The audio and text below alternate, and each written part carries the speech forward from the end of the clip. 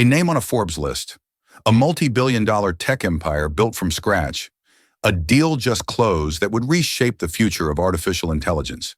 None of it mattered. When Serafina Hayes, CEO of Ethereus AI, arrived at the Grand Majestic Hotel, chilled to the bone and weary from a 16-hour workday, she was met not with a welcoming smile, but with a wall of old money and prejudice. They didn't see the titan of industry. They saw a black woman who, in their eyes, simply didn't belong. A single, condescending sentence denied her entry. But they had no idea that their world was about to crumble in the time it takes to make a phone call. Because she wasn't just a guest. She was about to be their landlord. The rain over New York City wasn't gentle. It was an assault. A cold, driving downpour that lashed against the windows of Serafina Hayes' town car, turning the vibrant lights of Fifth Avenue into a chaotic, impressionistic blur. For most people, it was miserable weather. For Sarah, it was the perfect soundtrack to the triumphant storm she had just unleashed in the corporate world. She leaned her head against the cool leather, the tension finally beginning to drain from her shoulders. Just an hour ago, in a sterile boardroom on the 72nd floor of a skyscraper that pierced the clouds, she had signed the final papers. The acquisition of Cognito Dynamics was complete. It was a hostile takeover, brutal and brilliant, a move that sent shockwaves through the tech industry and solidified her company, Ethereus AI, as the undisputed leader in neural network development. The deal was worth $12.8 billion. Her personal net worth had just jumped by another 10 figures. But right now, she doesn't feel like a billionaire. She felt like a weary warrior. Her custom-tailored Tom Ford suit felt less like armor and more like a wrinkled uniform. Her usually immaculate afro was slightly dampened by the sprint from the office to the car. All she wanted was the legendary presidential suite at the Grand Majestic Hotel, a hot shower, a glass of 25-year-old Macallan, and 8 hours of uninterrupted sleep. The car glided to a silent stop beneath the hotel's ornate, green-tarnished copper awning. A doorman, a man named Arthur, with a perfectly groomed silver mustache and an air of immense self-importance, moved with practiced lethargy. He opened the doors for the occupants of the Bentley in front, but as Sarah's driver opened her door, Arthur merely stood by the hotel entrance, his gaze sweeping over her with a flicker of something she knew all too well, appraisal followed by dismissal. Sarah stepped out, the damp chill biting through her suit jacket. "Good evening," she said, her voice calm and steady despite her exhaustion. Arthur's eyes drifted from her face, down to her Louboutin heels, and back up, his expression unreadable, but far from welcoming. He didn't return the greeting. He simply held the polished brass door handle, not quite opening it, not quite keeping it closed. It was a subtle act of gatekeeping, a silent question. "Are you sure you're in the right place?" Sarah ignored it, stepping forward. As she crossed the threshold, the cacophony of the city was instantly replaced by the hushed reverence of the lobby. It was a cathedral of wealth, towering marble columns, gilded ceilings, a monstrous crystal chandelier that refracted the light into 1,000 tiny rainbows, and the faint, intoxicating scent of old money, leather, and lilies. She approached the front desk, a long, imposing barrier of polished mahogany. A man with slick-back blonde hair and a name tag that read Alistair Finch, hotel manager, looked up. He gave her the same once-over as the doorman, but his was colder, more clinical. "May I help you?" he asked, his tone suggesting he very much doubted it. "Yes," Sarah said, placing her titanium Amex black card on the counter. "I have a reservation, the presidential suite. The name is Serafina Hayes." Finch didn't even glance at the card. He tapped a few keys on his computer. His lips pursed into a thin line of disapproval. He tapped again, then frowned. "I'm sorry, I don't seem to have a reservation under that name." Sarah kept her composure, though a familiar weariness began to creep in. It was the same battle she'd been fighting her whole life, just with more expensive scenery. "That's strange. My executive assistant, Chloe, confirmed it this morning. Perhaps you could check again?" "Hayes." Finch gave a perfunctory series of taps. "No, nothing. And I'm afraid the presidential suite is occupied, as are all of our suites tonight." He looked at her. a hint of a smirk playing on his lips. Perhaps you are mistaken about the hotel? The condescension was thick enough to taste. He was speaking to her as if she were a lost child who had wandered in from the street, not a guest prepared to pay $25,000 a night. I am not mistaken, Sarah said, her voice dropping a half octave, losing its warmth and gaining the sharp, incisive edge that made venture capitalists tremble. I watched my assistant book it. I saw the confirmation email. I suggest you look more carefully. A guest waiting nearby, a woman dripping in diamonds and old-world entitlement, huffed impatiently. Finch seemed to draw strength from her presence, his posture straightening. Ma'am, he said, the word ma'am now an insult. There is no reservation. The hotel is fully booked. We pride ourselves on a certain atmosphere, on the comfort and security of our established clientele. The subtext was a foghorn. People like you are not our established clientele. People like you make our real guests uncomfortable. The raw, unadulterated prejudice of it all, so blatant and unapologetic, struck Sarah with the force of a physical blow. After the day she'd had, the victory she'd just secured, this was the welcome she received. Not for the first time, she was reminded that in some rooms, in some people's eyes, her resume and her bank account would always be invisible, overshadowed by the color of her skin. For a split second, a hot, white flash of anger threatened to consume her. She wanted to unleash the full force of her fury on this smug, insignificant man. She wanted to detail her net worth, to show him the Forbes article with her face on the cover, to make him shrink and grovel. But then a different idea began to form. It was colder, sharper, and far more satisfying than mere anger. Why argue with the manager? Why fight for a room in a house that didn't want you? Why not just buy the house? She held Alistair Finch's gaze. The smirk was still there, confident and dismissive. He thought he had won. He thought he had successfully protected his gilded cage from an unwanted intruder. Sarah simply smiled. It wasn't a warm smile. It was the smile of a predator that has just spotted a fatal weakness in its prey. I see, she said softly. Thank you for clarifying the situation, Mr. Finch. You've been most illuminating. Without another word, she turned away from the desk, pulling her phone from her Hermes purse. She walked past the disapproving stares, past the pompous doorman, and back out into the cold, driving rain, leaving Alistair Finch with his small, petty victory, utterly oblivious to the tectonic shift that was about to occur right under his feet. He had denied her a room for the night. She was about to take his entire world. Standing under the awning, with the New York rain creating a curtain around her, Serafina Hayes ignored the doorman, Arthur, who watched her with a mixture of suspicion and satisfaction. She scrolled through her contacts, her thumb hovering for a moment before pressing the name Benjamin Carter. Benjamin Carter wasn't just her lawyer. He was a financial apex predator. The senior partner at Carter, Thorne & Associates, he specialized in the kind of high-stakes, lightning-fast corporate maneuvers that were spoken of in hushed, reverent tones on Wall Street. He was the man you called when you wanted to buy a country, not just a company. He answered on the first ring.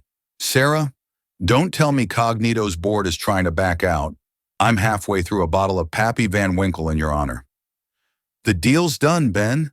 This is about a change of accommodation, Sarah said, her voice tight with controlled fury. Tell me you're still in the office. For you? I live here. What's wrong with the Majestic? I thought you loved that place.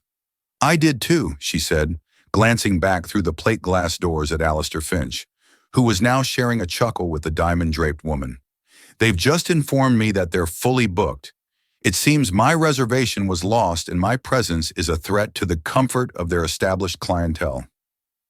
There was a pause on the other end of the line. The jovial tone in Ben's voice evaporated, replaced by ice. Say that again. Sarah repeated Finch's words, her voice flat and devoid of emotion. Ben, a man who had stared down the SEC and foreign governments without flinching, let out a low, dangerous hiss. The bastards, he breathed. Okay, what do you want to do? I can have the Attorney General's office on the phone in 30 seconds. We can sue them into the Stone Age. A lawsuit is too slow, Ben. It's messy. I don't want an apology. I want a reckoning, Sarah said. She took a deep breath, the cold, damp air steadying her. The Grand Majestic. Who owns it? Ben was silent for a moment as he typed furiously on his keyboard. She could hear the clicks and the rustle of papers. It's not a chain. It's one of the last privately owned grand hotels in the city, owned by Croft Holdings International. The principal is Julian Croft. Old money, old bigot. His family has owned it for 3 generations. Why? The puzzle pieces were clicking into place in Sarah's mind. A privately held asset. A single, likely arrogant owner. This was getting better and better. Julian Croft, Sarah mused. I remember that name. Didn't we outbid him on that data center contract in Virginia last year? Outbid him? Ben laughed, a sharp, humorless sound. Sarah, you didn't just outbid him. You vaporized him. His infrastructure company was leveraged to the hilt to win that contract. Losing it almost triggered a margin call on his entire portfolio. The word on the street is he's been quietly seeking a capital infusion ever since. He's bleeding money, trying to keep up appearances. It was perfect. A motivated seller who didn't even know he was selling yet. Ben, Sarah said, her voice dropping to a conspiratorial whisper. How quickly can you put together a hostile offer for Croft Holdings International? Hostile? That takes weeks, months even. Proxy fights, shareholders. No, Sarah interrupted. Not the whole company, just its primary asset. The hotel, the building itself and all its operations. Carve it out, and I don't want a negotiation. I want a knockout blow. Find out who holds his debt. Find his pressure points. I want you to make Julian Croft an offer he literally cannot refuse. An offer that solves his immediate financial crisis, but on the condition that the sale is executed immediately. Tonight. Now. Ben was silent again, but this time she could practically hear the gears turning in his brilliant, ruthless mind. He'd never accept. His pride wouldn't allow it. The hotel is his family's crown jewel. His pride is a luxury he can't afford if you structure the offer correctly, Sarah countered. Offer 30% above the last appraised value. All cash. No due diligence period. Waive all contingencies. The money transferred from our holding account in Zurich to his chosen bank within the hour. The condition is a digital signature on the sale agreement within the next 15 minutes. 15 minutes? Ben sounded incredulous. Sarah, that's insane. Is it? Or is it exactly the kind of shock and awe tactic that a man drowning in debt can't resist? He'll see the number, the sheer, overwhelming tsunami of cash, and he won't be thinking about his grandfather's legacy. He'll be thinking about his margin calls. He'll sign. Jesus, Ben whispered, the excitement now clear in his voice. This is beyond aggressive. It's beautiful. What's the number? Sarah did a quick calculation in her head based on what she knew of prime Manhattan real estate. The building was last valued at around $800 million. Let's start the offer at $1.1 billion, all cash. The line went quiet for a full 5 seconds. $1.1 billion, Ben said slowly, savoring the words. Just to be clear, you're about to spend over $1 billion to stick it to a racist hotel manager? Don't be reductive, Ben, Sarah replied, a wry smile finally touching her lips. It's a magnificent property on Fifth Avenue.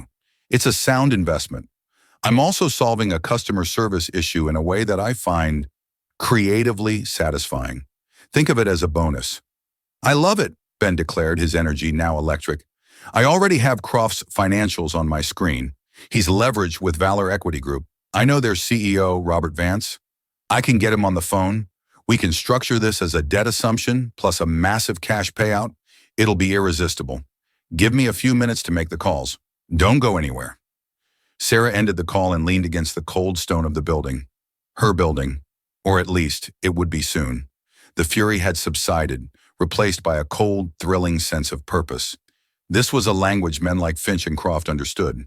It wasn't about debate or persuasion. It was about power. Raw, undeniable economic power. Inside, she could see Alistair Finch directing a bellhop, his posture reeking of unearned authority. He glanced out, saw her still waiting in the rain, and his lips curled into that same smug sneer. He probably thought she was waiting for a taxi, defeated. Her phone buzzed. It was an encrypted message from Ben. Vance is in. Croft is on the line with him now. He's screaming, "Stand by." Sarah watched the second hand on her Cartier watch sweep around its face. 1 minute, 2 minutes. The city traffic hummed. The rain fell. And inside the Grand Majestic, time continued at its leisurely, privileged pace. 4 minutes after her call with Ben had ended, the phone buzzed again. It was a new message. He's still screaming, but the numbers are in front of him. He sees the wire transfer confirmation pending his signature. Another minute passed. It was the longest minute of Serafina's life. Every possibility ran through her head. What if Croft's pride was too strong? What if he called her bluff? Then the final buzz.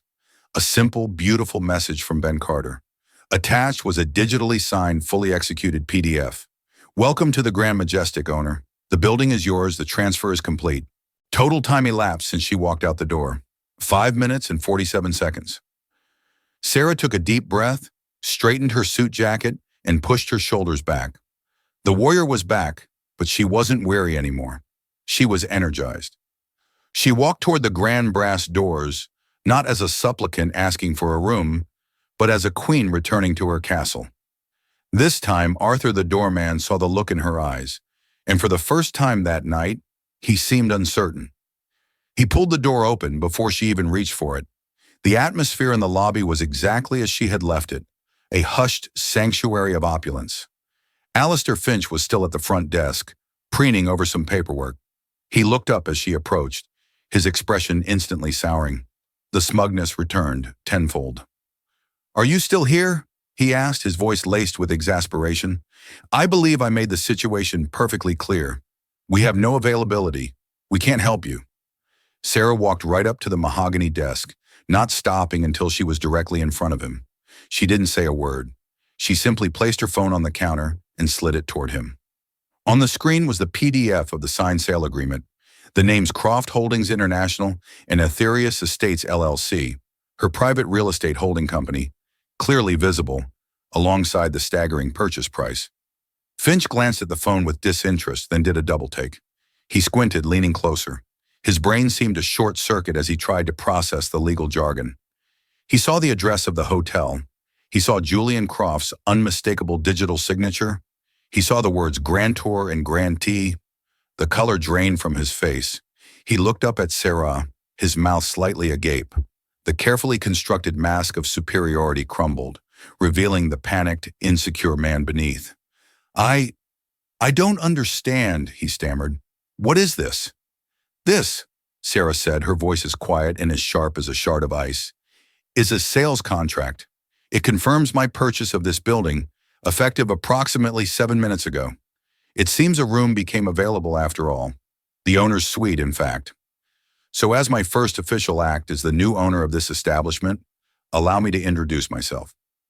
I'm Serafina Hayes, and you, Mr. Finch, have the singular honor of being my first official problem." Finch swayed slightly, gripping the edge of the desk for support. The diamond-draped woman, who had been listening in, let out a tiny scandalized gasp. The bellhops froze in place. The entire lobby seemed to hold its breath. That's not possible," Finch whispered, shaking his head in disbelief. "Mr. Croft would never—" "Mr. Croft," Sarah interrupted, her voice hardening, "has just been made an extraordinarily wealthy man, and he is no longer your concern. I am. Now let's get a few things straight. The culture of discrimination that you seem to have cultivated here, it ends tonight. The atmosphere you were so keen to protect, it's about to get a serious upgrade, one that values achievement and character over pedigree and skin color." She leaned in closer, her voice dropping so only he could hear. "You looked at me and saw someone who didn't belong. You were right. I don't belong in a world where a small man like you gets to decide who is and who is not worthy. So I decided to change the world. Your world specifically." She straightened up, her voice ringing out in the silent lobby. "Mr. Finch, your employment at the Grand Majestic is terminated, effective immediately. Please have your personal effects cleared out of your office within the hour. Security will escort you." Finch stared at her, his eyes wide with a mixture of terror and impotent rage. "You can't do this." "Oh, I can," Sarah said with a chilling finality. "I just did." "You see, you made a critical business error, Mr. Finch. You judged the book by its cover. You never bothered to read what was inside." She then turned her attention to the doorman, Arthur, who had been watching the entire exchange with a look of dawning horror. She walked toward the entrance and he flinched as she approached. "And you," she said, her voice softer but no less firm. "A word of advice. The uniform doesn't give you power. It gives you a responsibility, the first of which is to greet every person who walks through that door with dignity and respect. You failed in that tonight. Consider this your only warning. Your performance will be under review." Arthur could only nod, his face pale and clammy. Sarah turned back to the stunned lobby staff. "I will be addressing the entire hotel staff tomorrow morning at 9 a.m. in the grand ballroom. Until then, I expect you all to continue your duties with the utmost professionalism. The presidential suite, please have the key sent up immediately, and have the hotel's head of finance and operations meet me there in 30 minutes. A young woman behind the counter, who had watched the entire scene with wide eyes, finally snapped into action. "Yes, Ms. Hayes. Right away, Ms. Hayes," she stammered, fumbling for a key card. As Sarah walked toward the grand staircase, leaving the wreckage of Alistair Finch's career in her wake, she felt a profound sense of satisfaction. It wasn't just revenge. It was a course correction, a rebalancing of the scales. She hadn't just bought a hotel. She had bought a platform. She had bought the power to ensure that no one else would ever be made to feel the way she had felt standing in that lobby. The rain had stopped. Through the towering windows, she could see the lights of New York shining brightly, no longer blurred, but sharp and clear. It was her city. And now, this was her hotel. The real work was just beginning. The presidential suite was even more magnificent than the picture suggested. It was a two-story palace in the sky, with panoramic views of Central Park, a private library, a grand piano, and an air of quiet, timeless elegance. But for Serafina Hayes, it was now a war room. Her initial feeling of triumph, sharp and sweet, had quickly given way to the cold pragmatism that had made her a billionaire. An emotional purchase was still a purchase, a $1.1 billion asset that was now her responsibility. And its previous owner was not going to go quietly into the night. Her meeting with the heads of finance and operations, a pair of shell-shocked but competent career hoteliers named David Brown and Maria Flores, had been brutally efficient. Within an hour, she had a top-level understanding of the hotel's revenue streams, its operational weaknesses, and its staffing structure. She also learned that Alistair Finch had been a nephew of Julian Croft's wife, a classic case of nepotism poisoning a potentially great institution. His removal was not just justice, it was good business. Her executive assistant, Chloe, a whirlwind of efficiency, had already arrived and set up a mobile command center in the suite's dining room. Laptops hummed, secure lines were established, and a pot of fiercely strong coffee was brewing.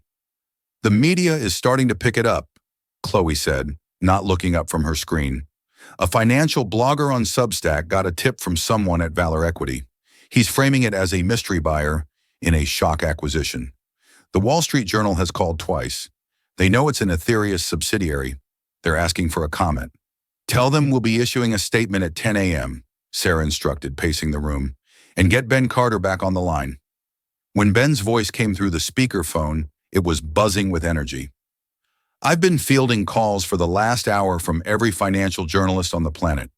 They're calling it the Fifth Avenue ambush.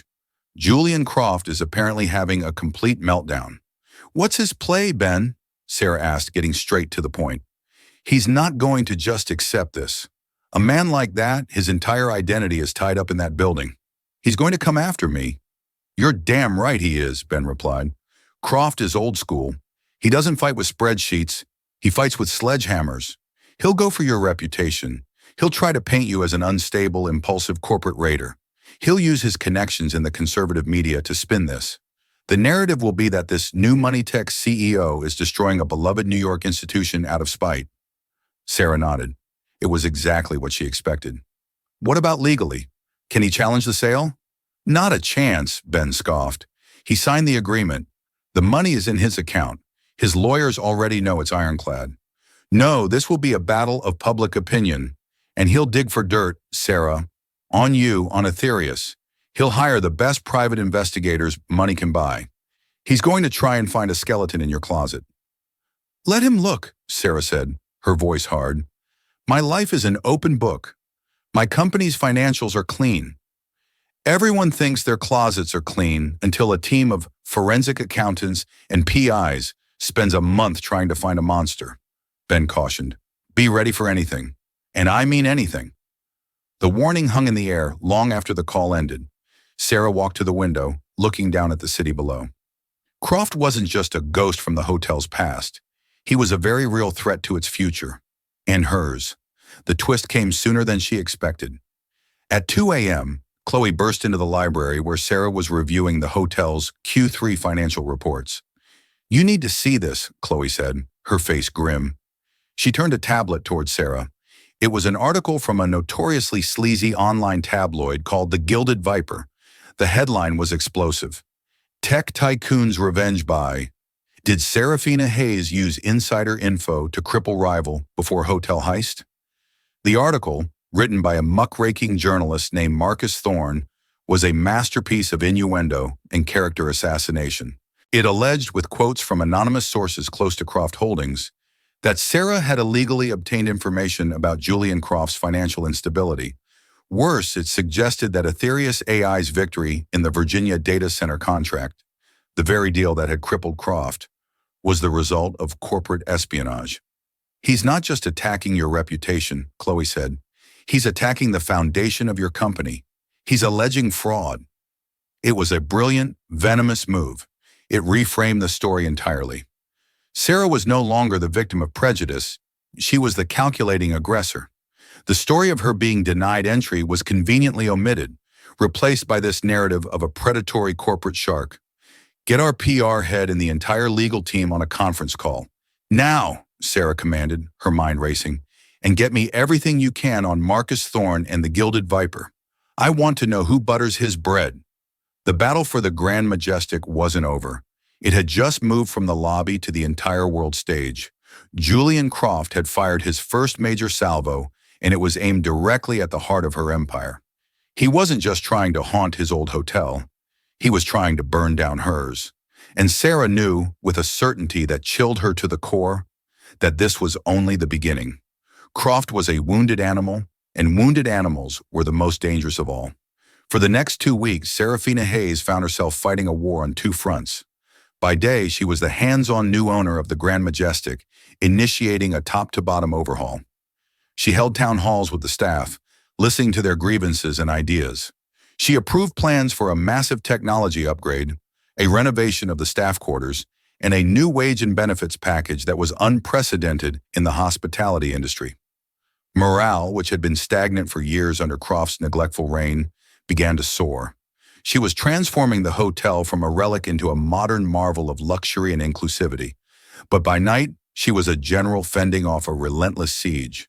Julian Croft, using Marcus Thorne as his mouthpiece, was waging a scorched earth campaign. A new story seemed to appear every other day. One article questioned the ethics of Aetherius AI's data collection policies. Another resurrected a failed startup she had launched in her early 20s, painting it as a history of fraudulent behavior. He was feeding Thorne a steady diet of twisted half-truths and outright lies. The attacks were having an effect. Aetherius AI's stock, once untouchable, dipped by a few percentage points. Whispers started in the financial community. Regulators, prompted by anonymous tips, began sending inquiries. It wasn't a fatal blow, but it was a campaign of 1,000 cuts, designed to bleed her company of its credibility and her of her focus.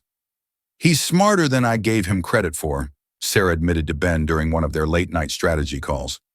He's not attacking the hotel purchase directly. He's trying to wound me so deeply that I'm forced to sell it back to him at a discount just to make the bleeding stop. He thinks he can break me. He's using the classic G. Gordon Liddy playbook, Ben said. Throw enough mud, and everyone assumes the target must be dirty. We're fighting back with press releases and official statements, but Thorne's slime gets more clicks than our facts. Sarah knew they needed to change the game. A defensive war was a losing war. They needed to go on the offensive. The best way to stop a snake is to cut off its head, Sarah said. Croft is the head, Thorne is just the fang. I want to know everything about Julian Croft's business dealings for the past 20 years. Not just the public filings. I want to see the unseen cracks. She tasked a discrete division within Aetherius AI, a team of data scientists and cybersecurity experts she called the Digital Ghosts, with the mission. This wasn't their usual work of analyzing market trends or optimizing algorithms. This was digital archaeology.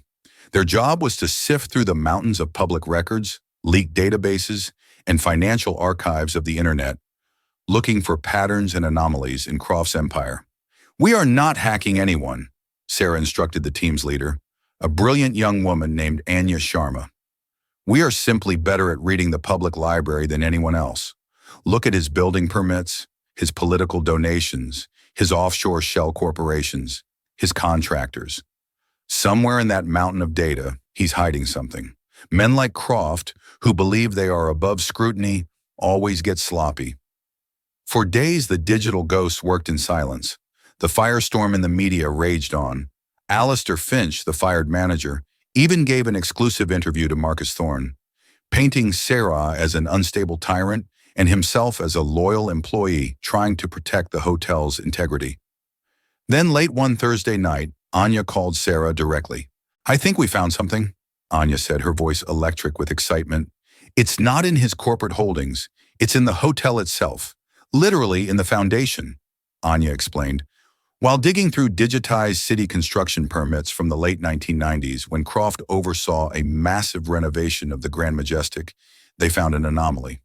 The project's primary contractor, a company called Viridian Structural, went bankrupt shortly after the renovation was completed. The bankruptcy was messy, with dozens of subcontractors claiming they were never paid. Standard stuff for a big project, Anya continued. But here's the crack. We cross-referenced the names of Viridian's board members with Croft's other known associates. The majority owner of Viridian Structural was a holding company registered in the Cayman Islands. And after weeks of digging through offshore leaks, we finally found the beneficial owner of that holding company. Sarah leaned forward, her heart starting to beat faster. Who was it? Eleanor Croft, Anya said. Julian Croft's late wife. The pieces began to fall into place. He awarded his own wife's company a massively inflated contract to renovate the hotel, Sarah breathed, understanding the scheme's audacity. He used the hotel's capital improvement budget to funnel money directly into his own pockets, offshore. Then he had the contracting company declare bankruptcy so he wouldn't have to pay any of the real workers, the subcontractors. It's worse than that, Anya said. To maximize the profits, they cut corners.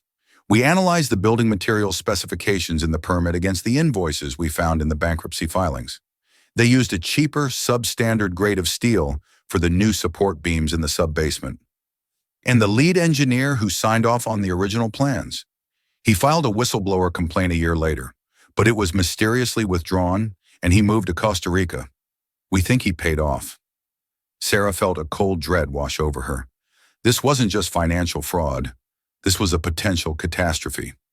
Anya, she said, her voice low and urgent, get me the city's top independent structural engineer. I don't care what it costs. I want them in the sub-basement of this hotel by sunrise. I need to know if this building is safe. Julian Croft's ghost wasn't just in the tabloids. It was in the very bones of the building. In his greed, he hadn't just hidden a financial crime. He had hidden a ticking time bomb right under the feet of his prized, established clientele. And Serafina Hayes had just found the detonator. Professor Eris Thorne, no relation to the journalist, a fact he was quick and proud to point out, was a man who spoke the language of stress loads and material fatigue. With a mane of white hair and the intense, focused eyes of someone who has spent a lifetime looking for invisible dangers, he was the best structural engineer in the city. By 5 a.m., he and his team were in the sub-basement of the Grand Majestic, using ultrasonic scanners and ground-penetrating radar. The sub-basement was a labyrinth of pipes and machinery, the hotel's hidden guts. To Sarah, it was just a basement. To Eris, it was a story written in steel and concrete. He delivered his verdict to Sarah in her suite at noon. Chloe and Ben Carter were there, the mood tense and somber. "Ms. Hayes," Eris began, his voice gravelly, "it's not a question of if these support beams will fail. It's a question of when. The steel used is a lower grade than specified, as your team suspected. But the real crime is the concrete footings they're set in. They're riddled with excess air and improper aggregate. They're crumbling. A significant seismic event, or even just decades of continuous load and city vibrations, they're slowly turning to dust." Ben Carter swore under his breath. "What does that mean in layman's terms?" "It means," Eris said, looking directly at Sarah, "that the owner of this hotel knowingly endangered the lives of every guest and employee in this building for over 20 years to line his own pockets.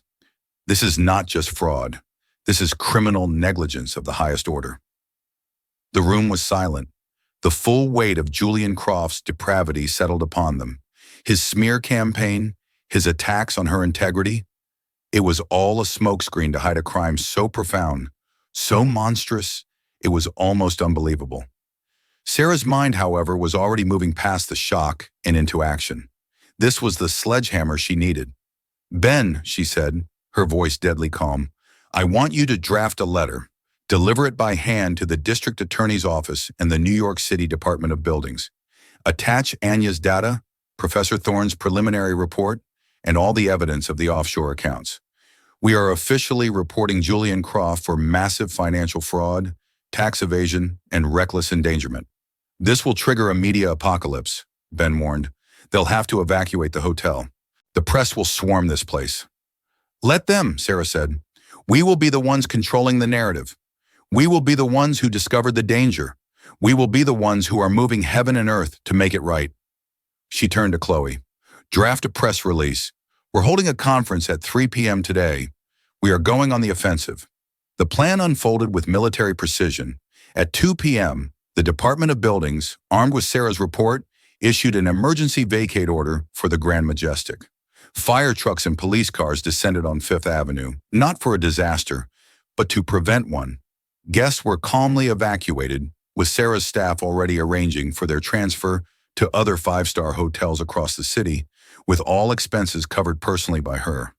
She ensured her employees would be kept on full salary during the closure.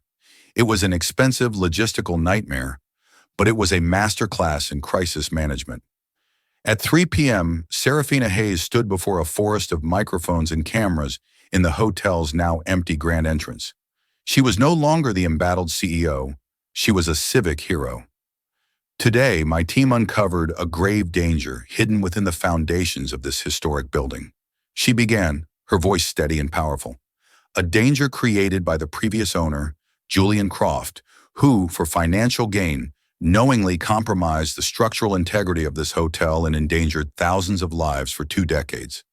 She laid out the entire story, from the substandard materials to the shell companies. She didn't mention being denied entry.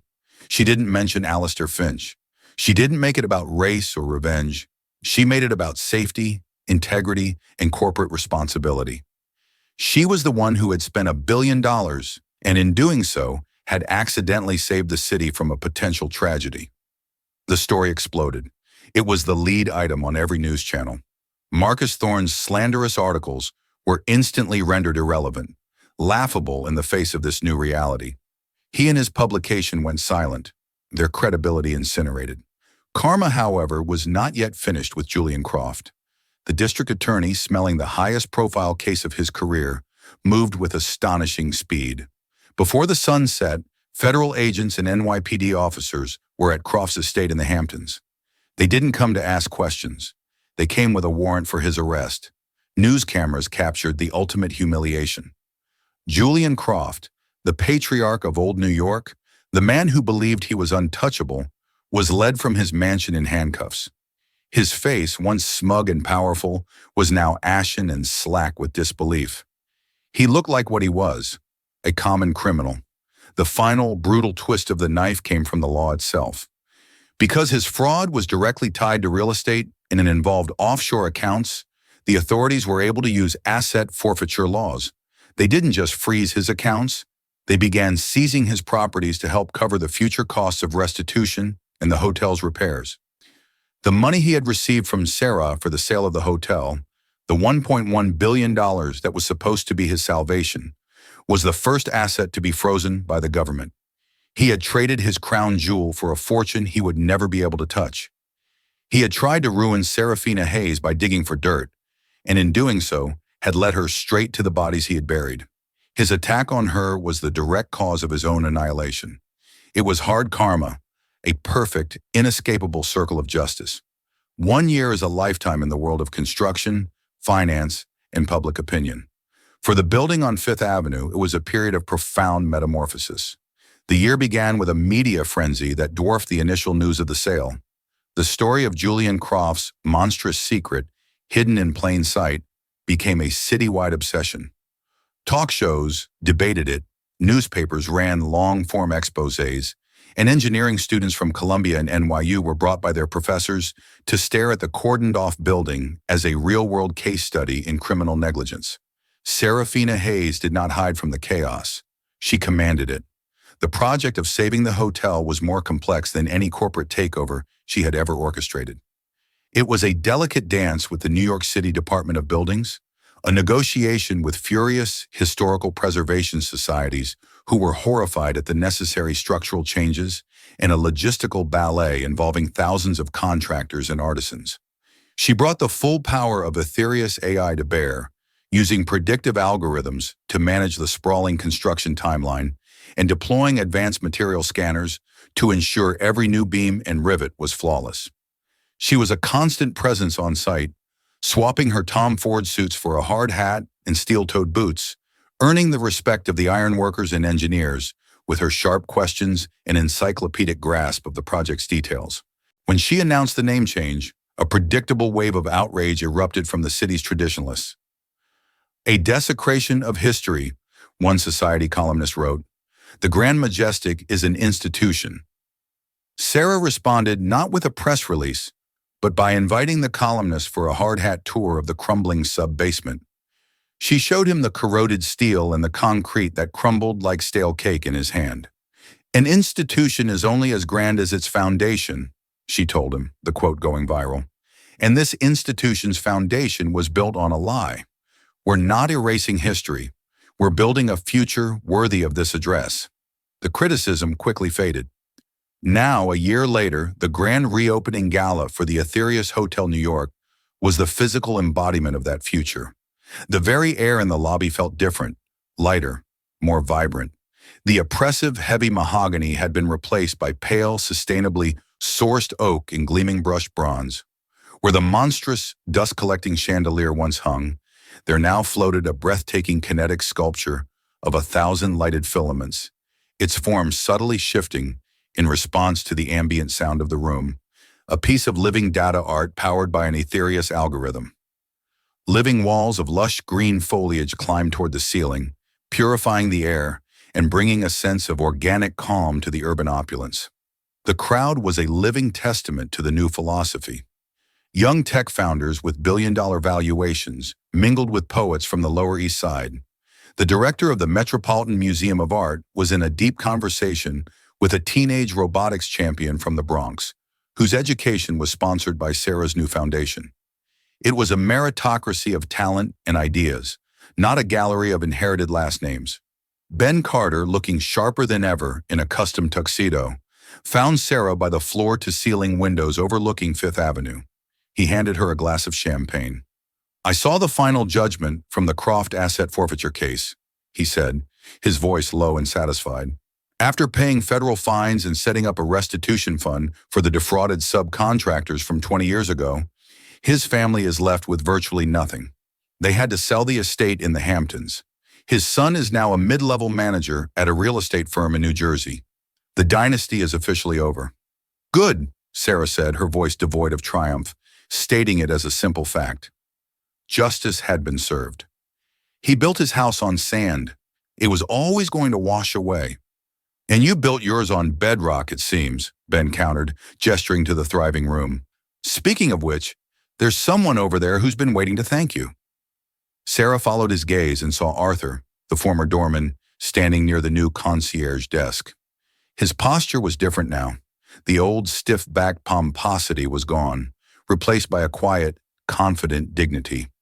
He wore the elegant new uniform of the head concierge, a perfectly tailored charcoal gray suit with a small silver A on the lapel. Sarah excused herself and walked over to him.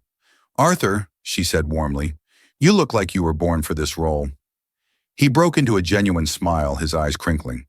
"Ms. Hayes, I was just telling my team, it's a different world. Last week, a young couple came in. They were backpackers from Australia. They'd saved up for one night in a nice New York hotel on the last day of their trip. Under the old rules, I probably would have steered them away, made them feel unwelcome." He looked down for a moment, the memory of his old self a source of clear shame. "But my new training, the culture you've built, my only job was to make them feel like the most important people in the world. I gave them a complimentary upgrade to a junior suite with a park view.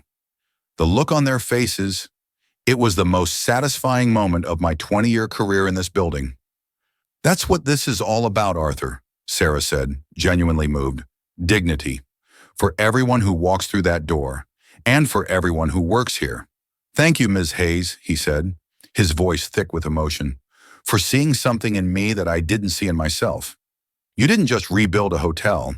You rebuilt some of the people in it too." Later that evening, after being introduced by the mayor of New York herself, Sarah took to the podium. The light from the kinetic sculpture danced across her face as she looked out at the expectant crowd. "A little over a year ago," she began, her voice clear and resonant, "I stood outside this building in the rain, having been told that I didn't belong. The irony is, the man who told me that was right.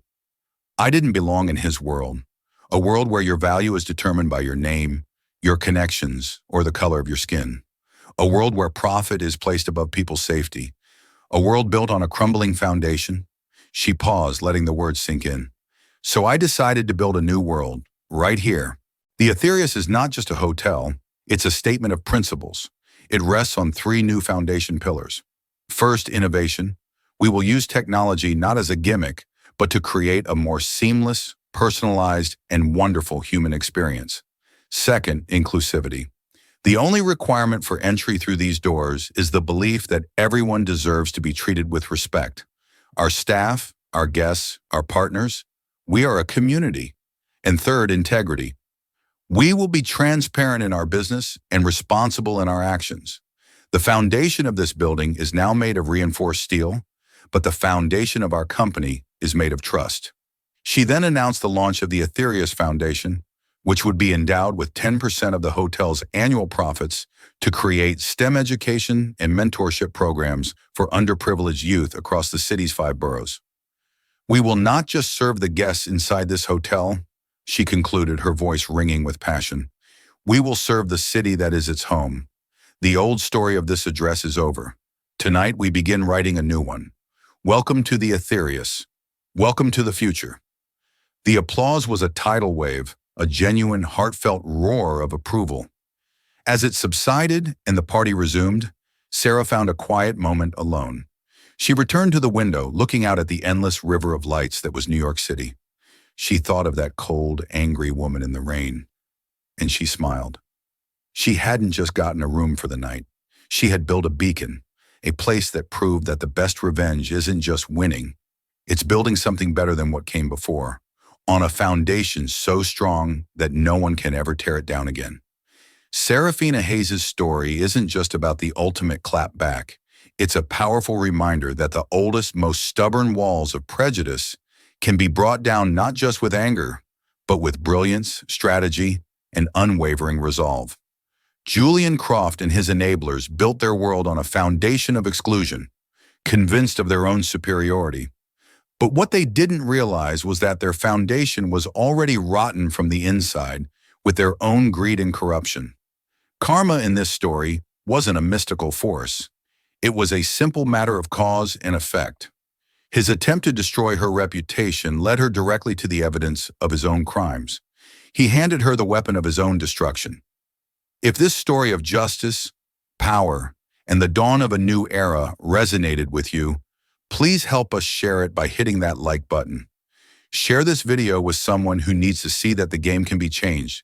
And most importantly, Subscribe to our channel and ring that notification bell so you don't miss our next story. In the comments below, let us know, what would you have done in Serafina's shoes?